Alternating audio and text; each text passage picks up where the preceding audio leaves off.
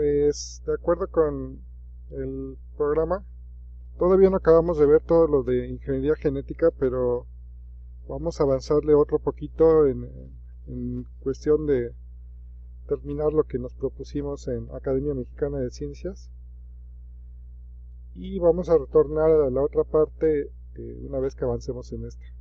Entonces vamos a ver el día de hoy antagonismo bacteriano y su significado biológico. En el programa le pusimos, no recuerdo exactamente, pero tiene que ver con la antibiosis o el antagonismo. Entonces, pues me gustaría saber qué conocen acerca del antagonismo bacteriano, primero como para partir de la experiencia que ya tienen.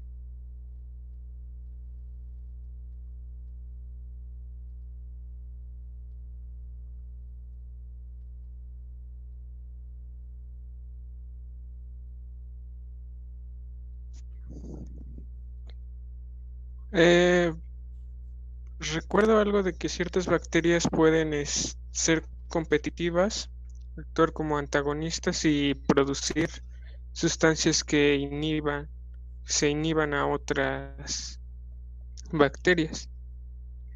Ok, Mari Carmen. Es que entendemos por antagonismo. Ajá, de tu experiencia, ¿qué conoces sobre antagonismo bacteriano?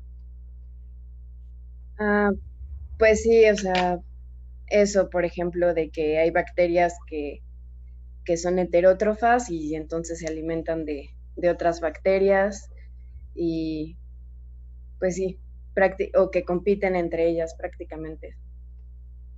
Ok, pues sí, tiene que ver con la competencia en principio. Entonces vamos a comenzar con la presentación.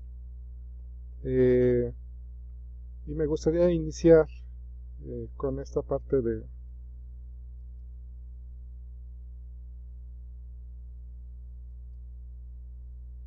la definición de sustancias antimicrobianas. Le puse así sustancias antimicrobianas para que sea un concepto general. Y pues ahí estoy poniendo que son sustancias orgánicas que inhiben el crecimiento de los microorganismos. O sea, a manera general. Eh, ¿Por qué me gusta esta definición y no uso otras definiciones? Primero porque abarca todos los microorganismos, todas las sustancias, digamos, que eliminan a microorganismos, hablando del árbol de la vida. Y por otro lado, porque tenemos algunas definiciones un poco confusas que desafortunadamente surgen hace tiempo con otros propósitos, como por ejemplo la palabra antibiótico. Eh, Analizando la palabra antibiótico, pues lo único que significa en sus raíces es anti y biótico, de vida, contra la vida. Entonces, digamos que esa definición pues es muy general y cualquier cosa que termine con la vida de un microorganismo podría ser un antibiótico. Sin embargo, la palabra antibiótico solamente se designa para ciertas sustancias que son más de tipo comercial y que solamente eliminan a bacterias. Y la razón de eso es que se da la definición con base a, digamos, a la obtención de patentes. Entonces, eh, pues para no confundirnos, yo voy a estar hablando de sustancias antimicrobianas. Entonces, ¿dónde podemos encontrar esas sustancias antimicrobianas? Pues prácticamente las encontramos en los tres árboles de la vida. O sea, podemos encontrarlo en Eucaria,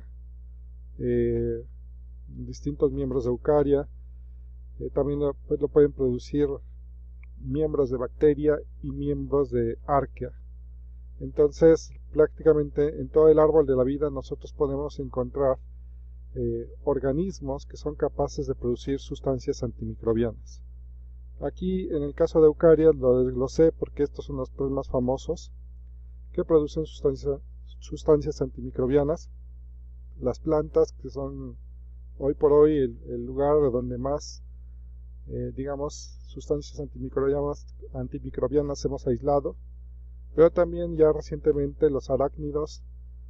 Ya tenemos bastantes moléculas extraídas a partir de arácnidos y por supuesto de hongos. Los hongos, tenemos un ejemplo muy conocido, el de penicilina, que es una sustancia antimicrobiana extraída a partir de Penicillium. A partir de bacterias también conocemos un arsenal gigante de sustancias antimicrobianas. Prácticamente cada bacteria produce al menos una sustancia antimicrobiana. Esto lo digo extrapolando en algún momento lo que menciona Margaret Riley acerca de que todas las bacterias producen al menos una bacteriocina, y las bacteriocinas pues son sustancias antimicrobianas. En arqueas pues no se conocía mucho sobre la producción digamos de sustancias inhibitorias, pero en la actualidad cada vez se conoce más acerca de las sustancias inhibitorias que se producen por este tipo de microorganismos. Entonces, ya adentrándonos un poco más en ejemplos, pues uno de los que a mí me gusta, es uno de mis favoritos, es el ajo, porque el ajo contiene más de 300 sustancias inhibitorias, de las cuales más o menos hay alrededor de 125 bien caracterizadas, y todavía el resto se mantiene sin conocer exactamente la estructura de la sustancia inhibitoria. Entonces el ajo es una fuente de sustancias antimicrobianas bastante, digamos, potente. Digamos que todavía podemos extraerle jugo si quisiéramos, digamos, obtener nuevas sustancias inhibitorias. Y bueno, aquí nada más mostrar algunos ejemplos. Esto fue hecho por estudiantes de licenciatura, en donde extraían, digamos, un extracto de ajo, hacían un extracto de ajo y a partir de ahí ponían 10 microlitros y veían el efecto sobre bacterias que tenemos comúnmente en el laboratorio. En este caso es Burkholderia uname. Aquí tenemos Azospirillum brasilense, y vean cómo el ajo es capaz de inhibir el crecimiento de estas bacterias. Entonces, pues lo que dice la literatura pues es cierto.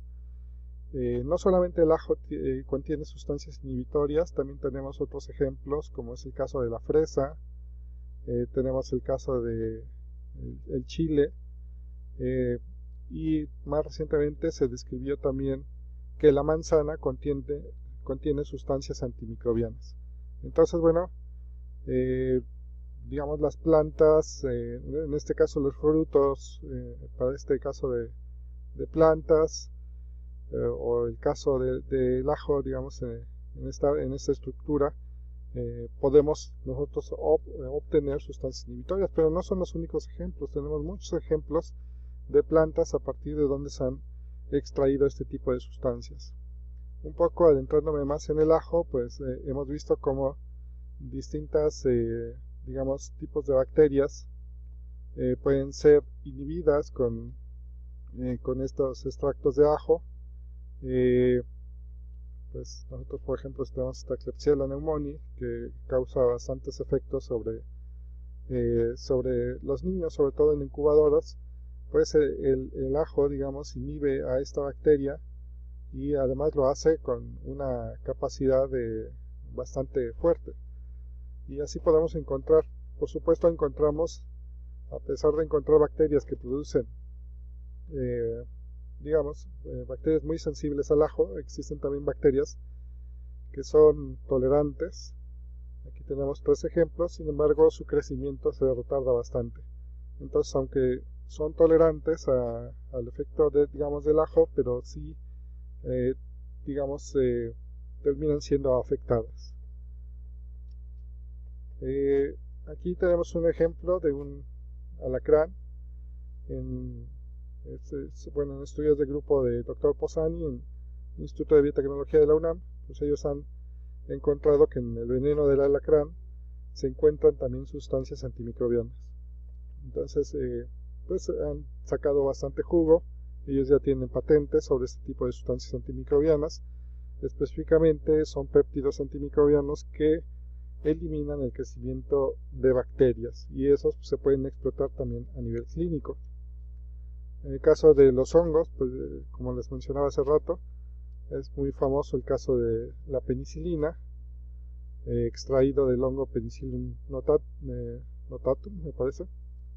Y pues es la estructura del beta-lactámico, muy famoso después de o durante la Segunda Guerra Mundial, porque, digamos, salvó a muchas personas de infecciones. Hoy en día casi no se utiliza porque teóricamente ya hay mucha resistencia. Como tal, no es que haya mucha resistencia, sino más bien se han ido seleccionando aquellos microorganismos que son resistentes y por lo tanto pues ya no los podemos atacar con penicilina. En el caso de Archaea, como mencionaba anteriormente, pues había poco estudiado. Esta es una de las primeras alocinas que fueron descritas, y ustedes pueden ver claramente cómo hace antagonismo sobre la bacteria que está siendo probada como posible sensible a la actividad de esta bacteriocina, pero pues decirles que se han descrito ya cada vez más sustancias inhibitorias en arqueas. Pues bueno, en sí las bacterias, uno de los propósitos que nosotros queremos es que estas bacterias trabajen por nosotros, en este caso produciendo sustancias inhibitorias. Hay como dos vertientes: una es sintetizar a la sustancia inhibitoria por vía de síntesis orgánica, y la otra es que se puede hacer una producción biotecnológica de esas sustancias inhibitorias. Entonces, pues digamos que hacia allá sería como el enfoque a donde nos gustaría llevar este conocimiento. Sin embargo, pues para tener eso, primero hay que conocer qué bacterias son las que están produciendo esas sustancias inhibitorias. Y entonces se viene la pregunta de cómo nosotros buscaríamos a estas sustancias inhibitorias. Hay varios métodos. Yo voy a mencionar solo algunos que estamos usando frecuentemente en nuestro laboratorio. Y el primero se llama método de agar en doble capa. Este método se basa en monitorear bacterias que sean posibles productoras de sustancias inhibitorias.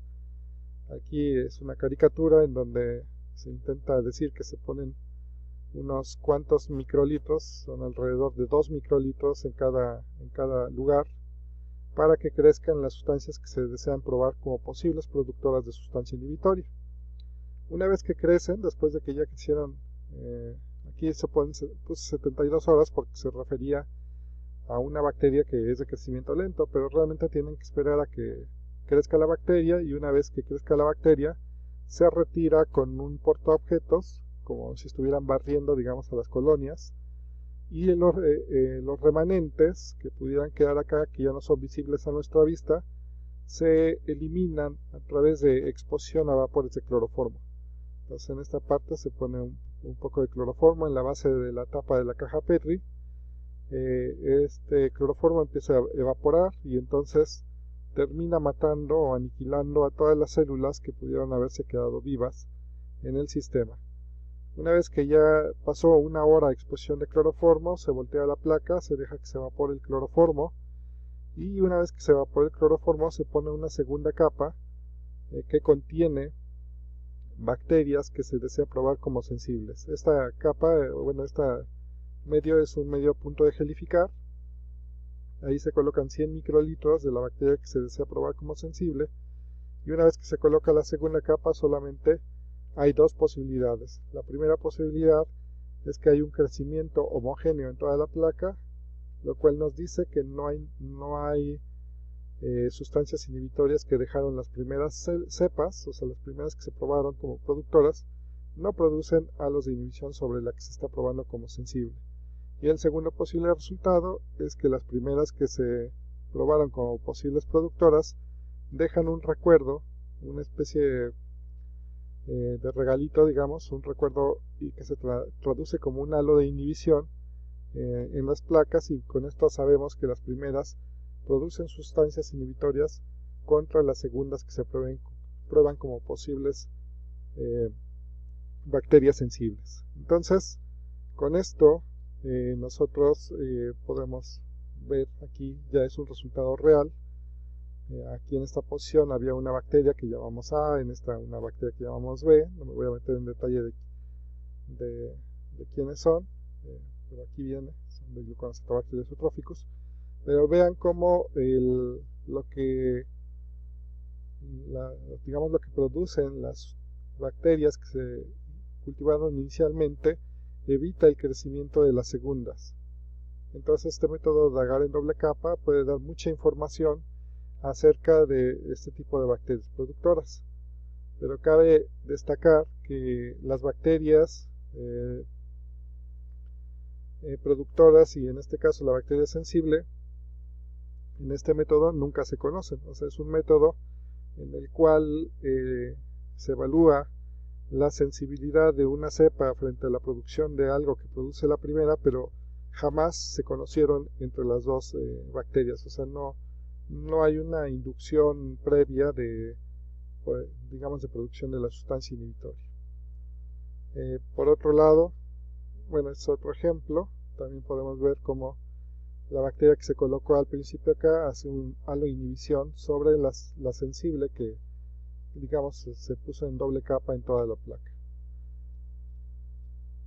Otro método que usamos comúnmente es el método de inhibición simultánea. En este método, primero lo que hacemos es colocar, digamos, 20 microlitros de la cepa que se va a probar como sensible. Esta se reparte en toda la placa homogéneamente, digamos, se hace estría masiva o sembrado masivo, y una vez que ya acabamos de sembrar a la primera, entonces en el centro ponemos 20 microlitros de la cepa que se va a probar como productora. De esta manera llevamos el sistema a incubación y podemos ver el siguiente resultado, que la bacteria que se está probando como productora comienza a hacer inhibición sobre la bacteria que se prueba como sensible, y entonces se ve un halo de inhibición. Podemos ver halos de inhibición bastante grandes, halos de inhibición, digamos, moderados, halos de inhibición que, como este caso, que ya son de menor tamaño, o este caso que los halos de inhibición apenas se perciben, e incluso podemos ver resultados negativos, ¿no? Donde las dos bacterias, las dos especies de bacterias, digamos, cointeraccionan y no se hace nada entre ellas. Entonces este método, a diferencia del primero, en este método hay cointeracción entre las dos especies bacterianas y ocurre algo bastante interesante. Este es otro ejemplo, antes de decir eso interesante, es otro ejemplo donde vemos la bacteria productora, en este caso sobre hongos, sobre el crecimiento de hongos. Aquí también tenemos una bacteria productora. No es la mejor foto porque se nos resbaló la bacteria productora hasta este extremo, pero de todos modos se ve un halo de inhibición aquí sobre el crecimiento del hongo. Aquí nada más estoy mostrando fotografías así de forma directa, aunque cabe destacar que cuando se obtienen fotos para publicación, en este caso se pone el control que no tiene bacteria y se puede observar claramente cómo el hongo crece sobre la placa de una forma bastante bien referente a esto.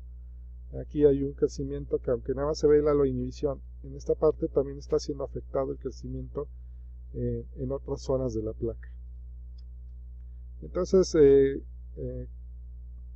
como les mencionaba, es interesante saber que en los dos métodos existe una diferencia marcada bastante fuerte. Me refiero a que hay bacterias que bajo el primer método de agar en doble capa son productoras de sustancias inhibitorias, digamos, sobre la bacteria sensible, y con el segundo método esas mismas bacterias cuando cointeraccionan ya no se ve ese halo de inhibición. Esto significa que cuando hay cointeracción existen algunas señales que impiden que la bacteria productora, digamos, lleve a cabo esa producción de sustancia inhibitoria. Quizás cuando ocurre esa interacción, esa bacteria productora pues realmente es beneficiada por algunos metabolitos que produce la bacteria sensible y por tal razón pues evita producir algo que sea tóxico para la bacteria que está, digamos, en cointeracción con ella. Esto es para investigación futura, no sabemos exactamente qué es lo que está ocurriendo, solamente hipotetizamos algo que podría estar, digamos, pasando.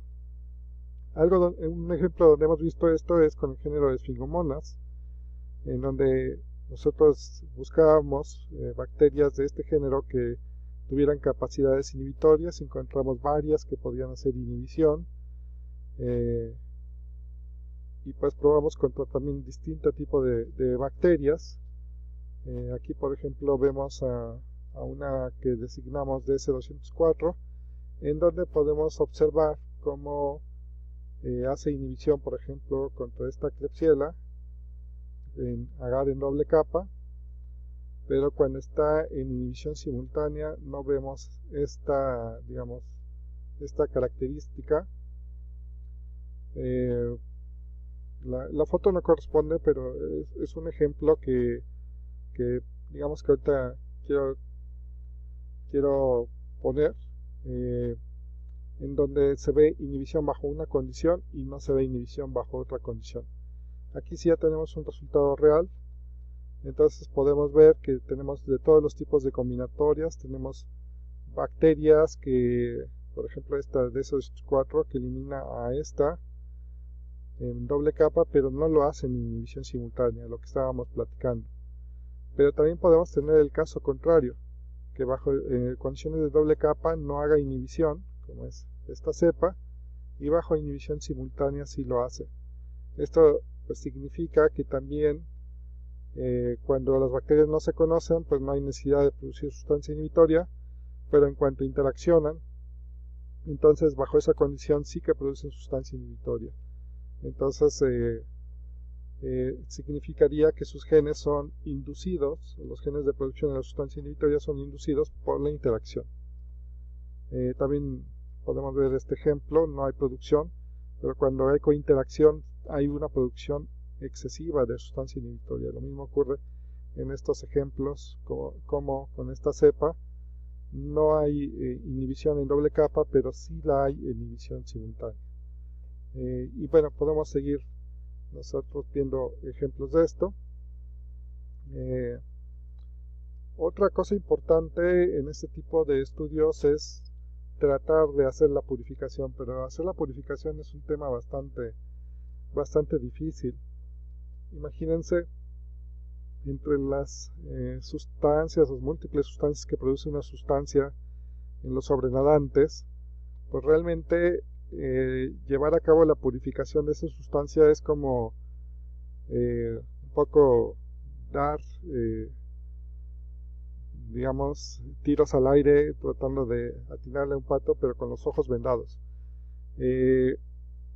Ya que a pesar de que tenemos muchas metodologías de purificación, cuando se habla de sustancias desconocidas, pues realmente no sabemos de una manera, no existe más bien una vía universal para la purificación, pero de forma general podríamos decir que si nosotros tenemos una bacteria en un medio de cultivo donde se produce la sustancia inhibitoria y ya comprobamos que se produce, digamos, en este medio de cultivo, pues lo que podemos hacer es centrifugar, quitar las células, quedarnos con el sobrenadante, y ese sobrenadante podemos someterlo a dos condiciones generales. La primera es echar sales de sulfato de amonio para que se precipite lo que aquí tenemos, y que en algún momento esto que se está precipitando podría tener actividad, y entonces de aquí hacer cromatografía, o bien hacer extracciones con solventes, con distintos solventes, de tal suerte de que una vez que se separan en este embudo de separación,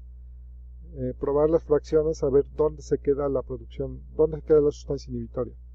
Normalmente, bueno, no hay normalmente, puede que se quede en la fase acuosa, puede que se quede en interfase, o puede que se quede en la fase de cloroformo, si fuera cloroformo en este caso, etcétera. Depende del solvente con el que extraigan, pues va a ser a donde se vaya la sustancia inhibitoria, y va a depender de la afinidad que tenga a esa sustancia inhibitoria.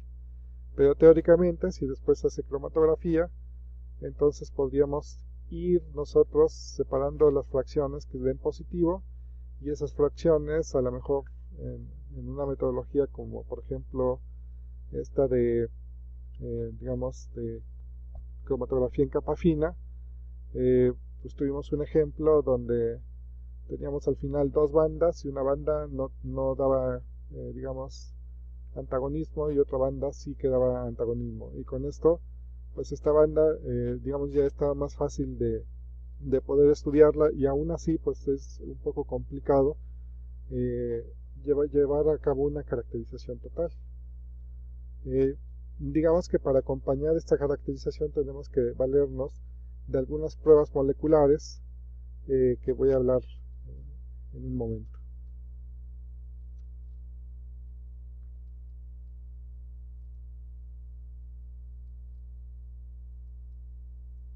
Una de las cosas que comúnmente hacemos cuando tenemos este tipo de extractos es hacer diluciones seriadas 1 a 2, de tal suerte que vayamos viendo cómo ocurre la dilución o la capacidad de dilución,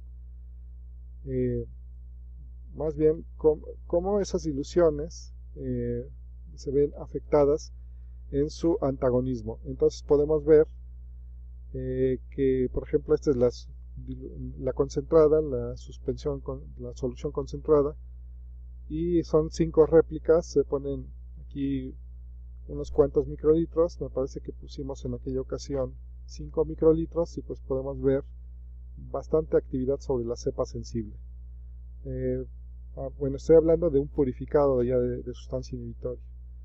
Posteriormente, a medida que transcurre las diluciones, por ejemplo aquí en la 1 a 2 sigue viéndose actividad de la sustancia inhibitoria. En la 1 a 4 hay digamos inhibición todavía. 1 a 8 ya empiezan a hacer los halos de menor tamaño. 1 a 16 los halos ya son muy pequeñitos. 1 a 32 el tamaño de halos también se disminuye. Y 1 a 64 no solamente el tamaño ya se ve afectado, sino que ya no es un halo claro como ocurre al principio. Ya empieza a haber crecimiento de las cepas sensibles sobre el sitio donde fue colocado el extracto. Y 1 a 108 ya no vemos actividad de la sustancia inhibitoria. Por lo tanto, de acuerdo a la definición, una unidad arbitraria es el recíproco de la dilución más alta que produce, digamos, inhibición. En este caso, la dilución más alta que produce inhibición es 64. Entonces, digamos, sería 1 sobre 64. Y por lo tanto, como es el recíproco, pues serían 64 unidades arbitrarias. Con esto, entonces, nosotros tenemos ya, digamos, el recíproco. Ahora solamente hay que hacer el cálculo por mililitro, porque nosotros aquí colocamos solamente unos cuantos microlitros. Entonces, digamos que tenemos 64 unidades arbitrarias en 5 microlitros. Entonces en un mililitro, ¿cuántas unidades arbitrarias tengo? Se hace ese cálculo y se da el resultado por mililitro. Aquí muestro algunos ejemplos de diversas estructuras de sustancias inhibitorias para que vean en la diversidad que hay y el por qué digo que hacer un estudio de purificación es bastante difícil, porque no tienen mucho que ver entre una y otra sustancia inhibitoria. Por ejemplo, las penicilinas se caracterizan por el anillo beta-lactámico,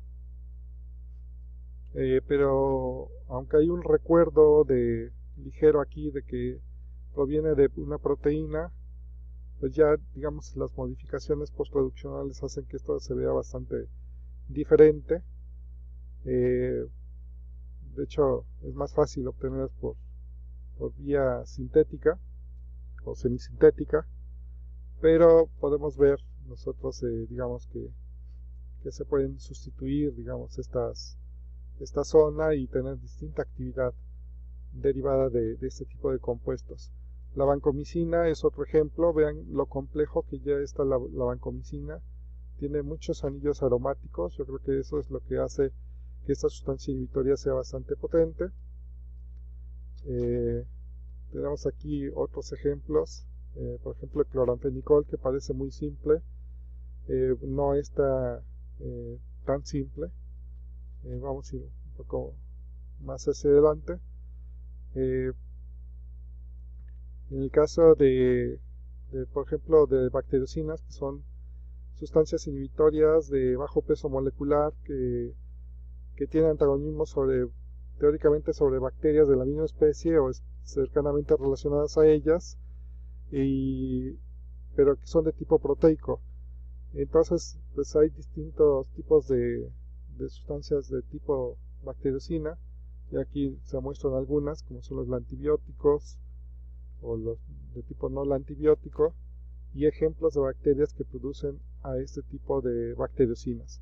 Una de las más ampliamente estudiadas es la nicina, ya que es una bacteriocina que se usa en la industria alimenticia como, digamos, no conservador, pero sino como una sustancia que va a eliminar a los patógenos, y eso le va a dar más tiempo de vida de anaquel a los alimentos.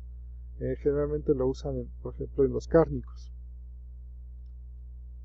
Aquí podemos ver la estructura de la nicina. Se parece mucho a otras moléculas inhibitorias, pero sí podemos ver cómo tiene estas características de ser una molécula proteica.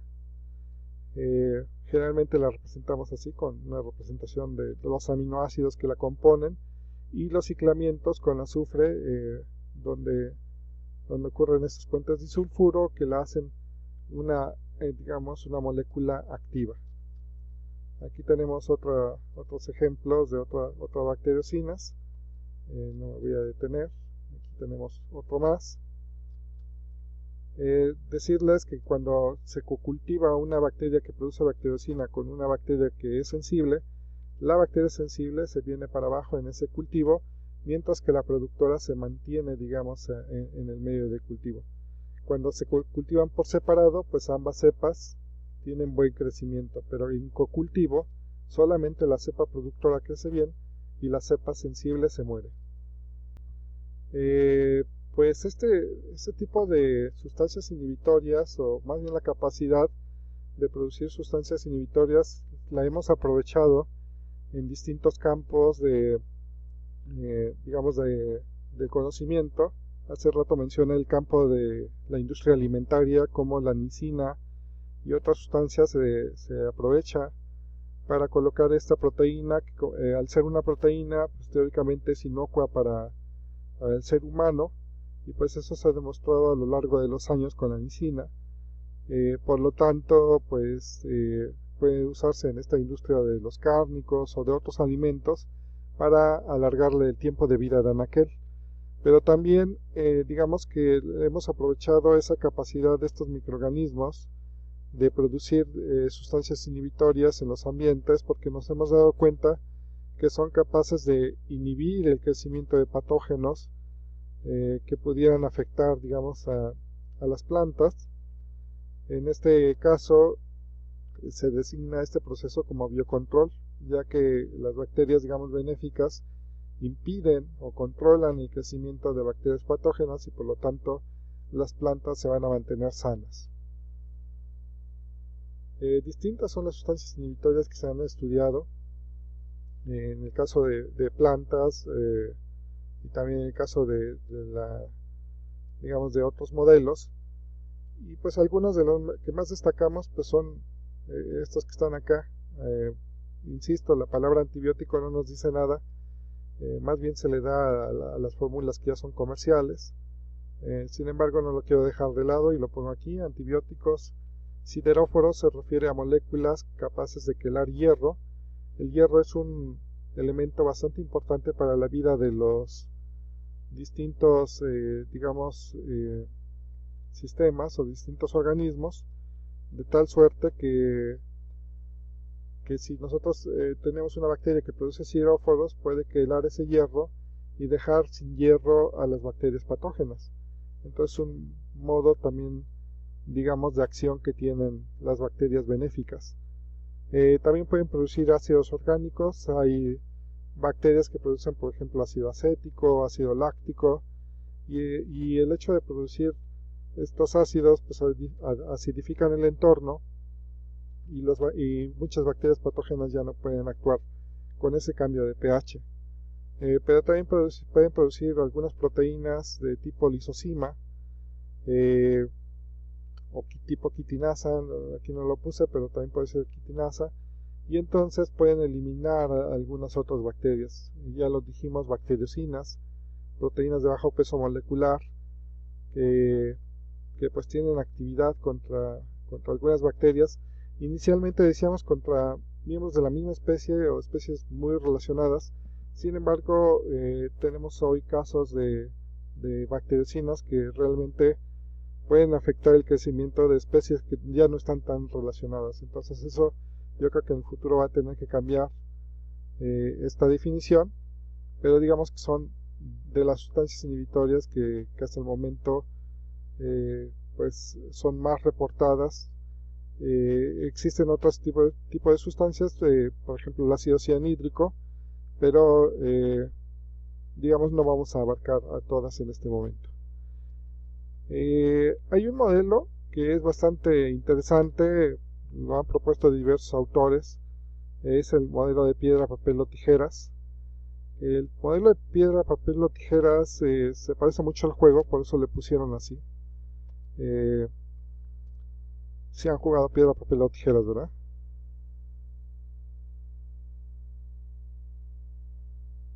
Ok.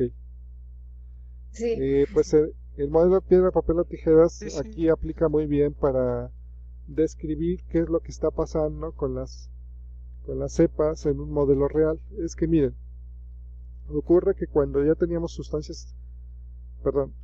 cepas que producen sustancias inhibitorias, lo lógico era pensar que si nosotros inoculábamos esas bacterias en un ambiente real, imagínense una planta de maíz, entonces esperaríamos que esas bacterias sean superdominantes de ese ambiente porque están eliminando a otras que están ahí. Por lo menos si yo pongo una cepa sensible y una resistente, debería de ocurrir eso, que la dominante sea lo dije mal, si pongo una sensible y una productora, lo normal es que la productora domine a la sensible. Sin embargo, en experimentos reales esto no pasaba, es decir, la productora sí era muy productora y bastante buena en el laboratorio, pero cuando llegaba a casos reales, pues eso no ocurre. Entonces se tuvo que introducir el concepto de una tercera cepa, que es la cepa resistente. La cepa resistente tiene la capacidad de resistir a la sustancia inhibitoria, pero no produce la sustancia inhibitoria. Entonces está interesante el modelo que nos proponen estos autores, entre ellos Margaret Riley.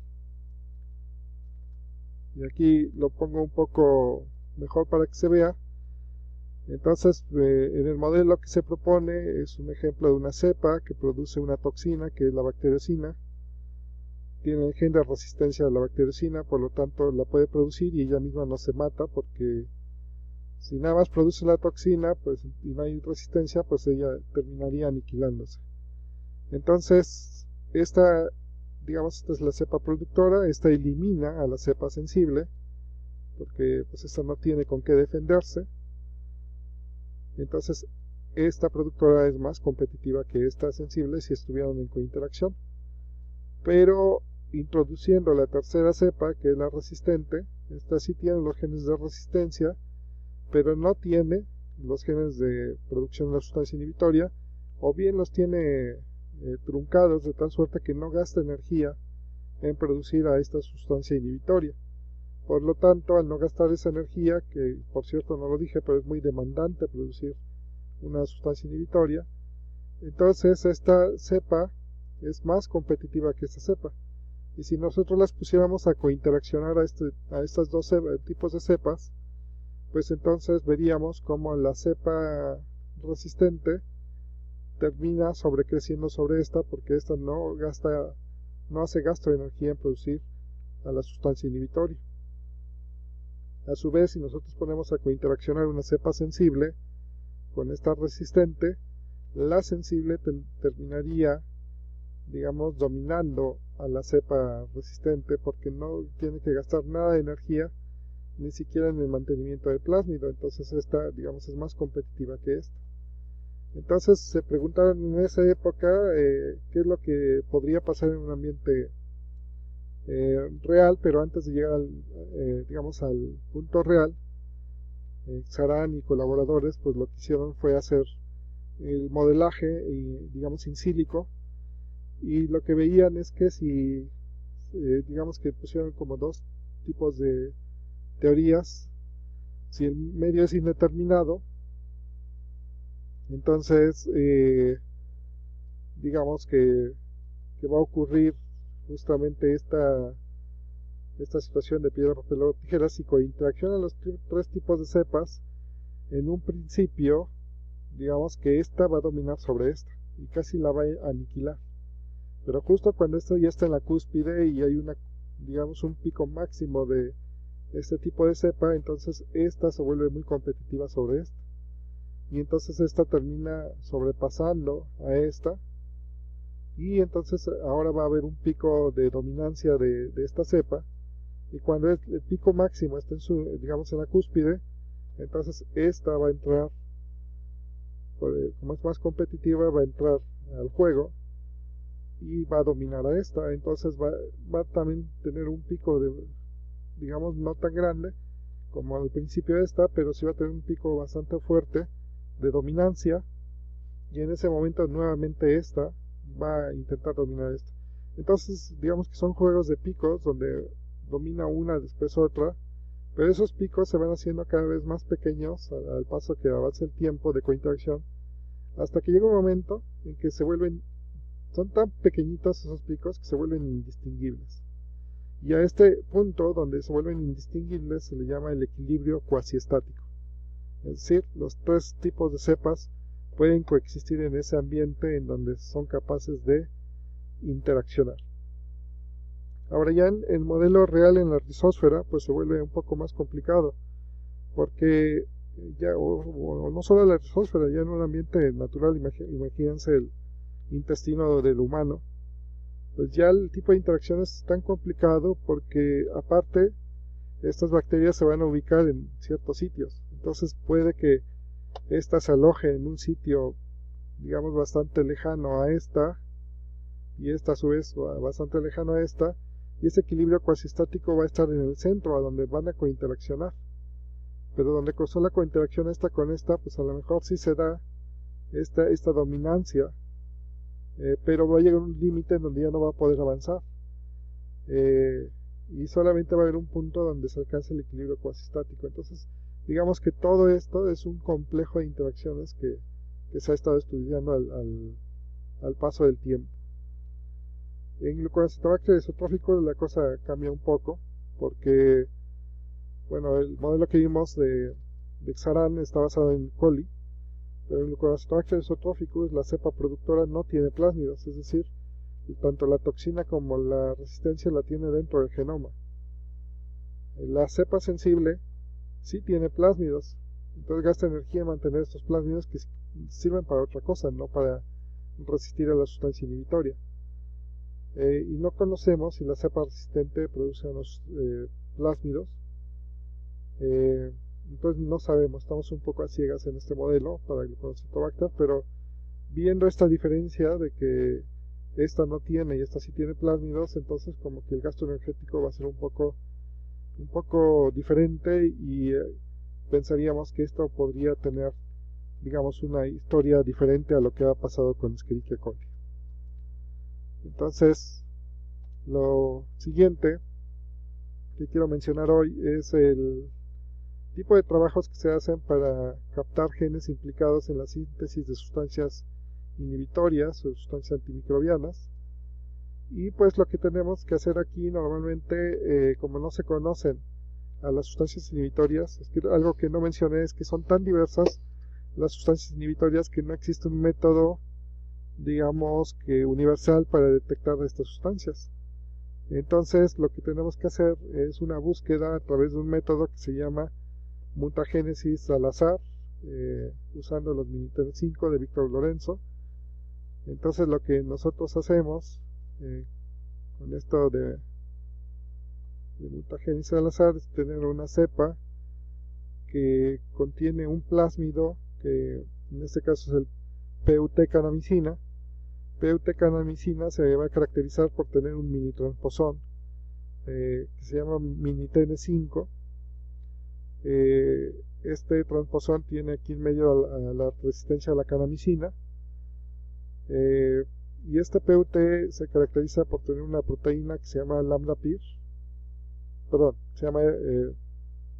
tiene un origen de replicación que depende de la proteína lambda-PIR, y la proteína lambda-PIR solamente está codificada en ciertas estirpes de Escherichia coli, por ejemplo la S17 o la S19, que son linajes que hacen para hacer cruce biparental, o bien las S117 o las S118 lambda-PIR que se usan para hacer cruce triparental. Entonces, nosotros tenemos este origen de replicación. Si no existiera el lambda-PIR, no se podría autorreplicar este plásmido. Entonces, lo que va a ocurrir cuando nosotros ponemos en cointeracción a esa cepa, no latino, la ponemos en cointeracción con algún otro fondo genético. El fondo genético es el que produce la sustancia inhibitoria, pero no sabemos en qué parte del genoma están los genes implicados en la producción de sustancia inhibitoria.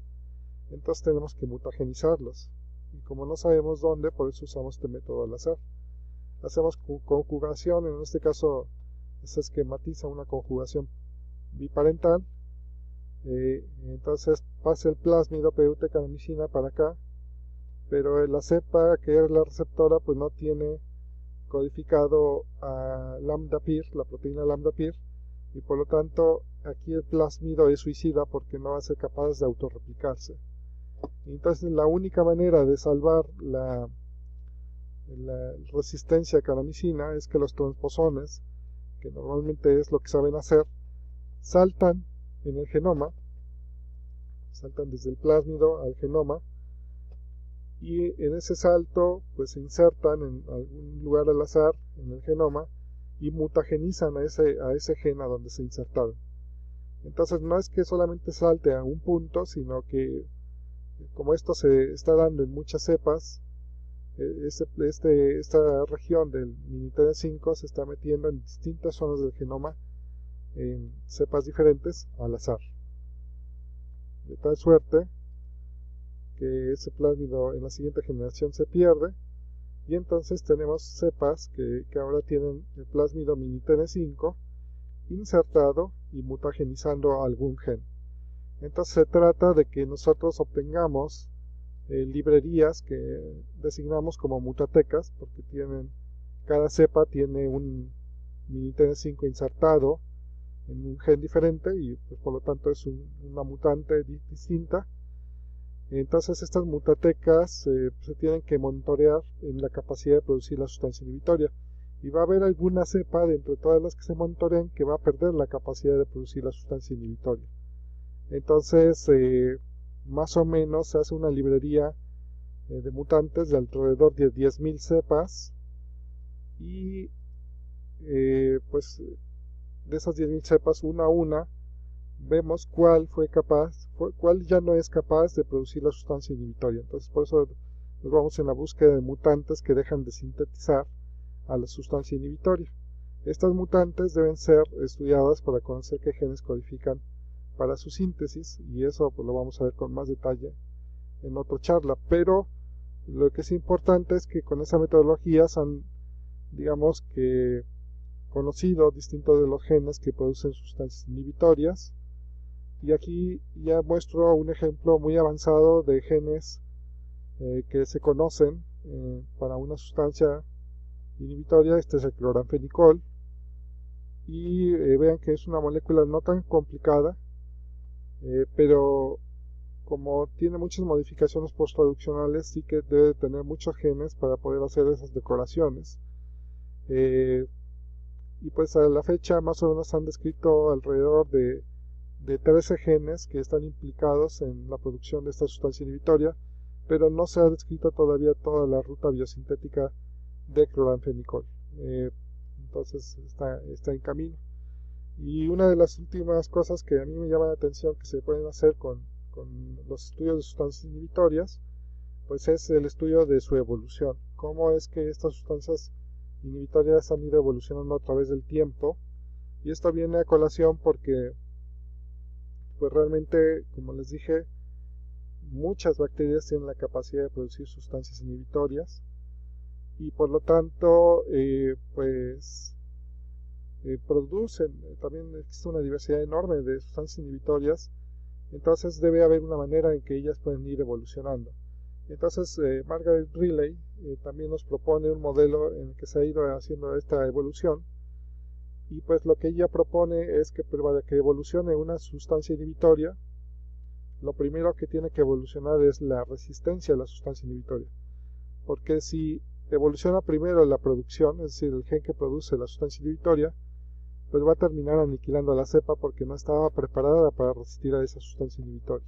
Por lo tanto, tiene que ser en dos pasos. El primer paso es que evolucione el gen de resistencia de tal suerte que pueda mantener la resistencia a esta sustancia inhibitoria antigua, pero que también, una vez que digamos evoluciona la sustancia inhibitoria, esta resistencia también puede contender contra la nueva sustancia inhibitoria con las modificaciones que haya hecho la bacteria para, digamos, tener más actividad, pero que a su vez no esté afectada su supervivencia. Entonces es un modelo de dos pasos en la que se ha estado estudiando este tipo de, digamos, de sustancias inhibitorias, y tenemos pues bastante evidencia de que por vía de secuenciación de que efectivamente esto se da así como lo propone el modelo de Riley. Y ya por último, pues una aplicación bueno, existen múltiples aplicaciones con las sustancias inhibitorias. Ya lo dijimos, puede ser industria de alimentos, directamente con la cepa productora, en el caso de biocontrol, pero también se pueden hacer algunas cosas como por ejemplo los sistemas de contención. Un sistema de contención es un poco, pues a lo mejor suena ciencia ficción, y hay gente que no cree en estos sistemas porque dicen que al final siempre terminará escapándose digamos el bicho del sistema. Pero con estas sustancias inhibitorias lo que podemos hacer es, digamos, clonar la sustancia inhibitoria y clonar el antídoto sobre la resistencia en una bacteria que nosotros deseamos que trabaje bajo cierta condición. Entonces la sustancia inhibitoria, digamos, acá se va a producir, sería lo amarillo. Digamos que esto que está en morado podría ser una acción que haga la bacteria, por ejemplo, la degradación de una molécula que sea xenobiótica y que esté en el ambiente. Entonces cada vez que la bacteria digamos haga su trabajo y degrade esta sustancia xenobiótica, entonces va a producir, no, ya lo dije al revés, lo voy a volver a decir. Es una bacteria que constitutivamente produce a la sustancia inhibitoria. Entonces esta siempre va a producir sustancia inhibitoria, pero el antídoto va a estar relacionado con un gen que haga algún trabajo. Este gen por sí podría servir para producir algo que esté implicado en la degradación de algún xenobiótico. Entonces cada vez que la bacteria esté en presencia del xenobiótico y este gen esté expresado, entonces se va a expresar el antídoto, y por lo tanto la bacteria se va a mantener viva y trabajando, degradando el antibiótico, la sustancia xenobiótica. Pero si la sustancia xenobiótica ya no está en el ambiente, entonces teóricamente este gen se para y por lo tanto ya no se produce el antídoto. Y al ya no se producirse el antídoto, entonces la bacteria, como esto lo produce constitutivamente, la bacteria termina aniquilándose a ella misma, y por lo tanto no se escapa del sistema. En otras palabras, solamente cuando trabaje la bacteria en el ambiente va a estar viva, pero si ya no hay más que degradar, entonces se va a aniquilar, y por eso se le llaman sistema de contención. Hay bastantes artículos relacionados con esto, de sistemas de contención, y ahí es donde pues mucha gente dice que se puede escapar, porque qué pasaría si ahora esto se muta de tal forma que quede en fase y se siga produciendo el antídoto y ya no hace trabajo la bacteria, pero sí ya se escapó del sistema. Entonces, bueno, está controvertido el tema, pero es una de las formas en que se ha estado aplicando esto. Aquí presento algunos ejemplos de cómo algunas bacterias han sido, digamos, probadas en la producción de sustancias inhibitorias por distintos métodos.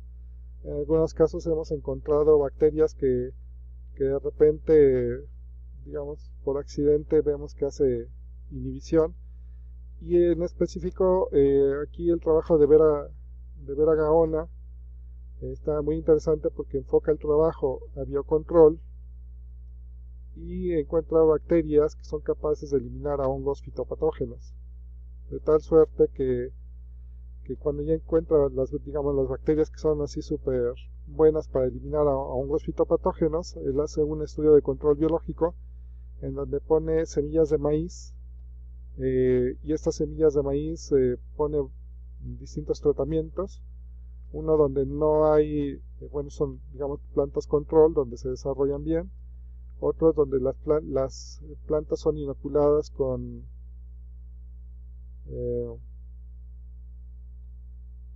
el patógeno, que aquí lo podemos ver cómo está bastante afectado. Perdón, aquí son inoculadas con el benéfico, y por eso las plantas están bien. Aquí con el patógeno y aquí con la mezcla de patógeno y benéfico. Y bueno, estas plantas no están tan bien como cuando no hay patógeno, pero sí que tienen buen porte y pueden, digamos, seguir con su crecimiento y no se ven, digamos, tan invadidas o casi nada de invadidas respecto a los controles que están inoculados con el patógeno. Entonces aquí, aunque esté el patógeno, la bacteria que es productora de sustancia inhibitoria está regulando ese crecimiento. Y pues hasta aquí nos quedaríamos y pasamos a la fase de preguntas.